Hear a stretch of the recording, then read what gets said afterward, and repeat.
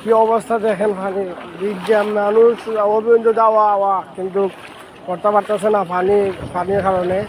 অতিরিক্ত পানি পানি কিন্তু সীমা লঙ্ঘনের উপরে ভিজি যায়।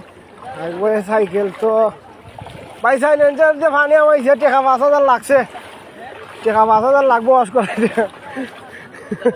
ওই সাইলেন্সার তো পানি ঢুকি ছিনছিল, ওখানে টাকা লাগবে না নি যাইতো না সাইলেন্সার দিয়া না গেলে তো পাচ্ছ, আর গেলে তো মনে করো লাগবো 2-3 হাজার। দেখেন অবস্থাটা দেখেন কি হইতাম, হওয়ার মতন বাসা নাই। মিলন বাইরে ফালাইতে গেছি, সমস্যা নাই।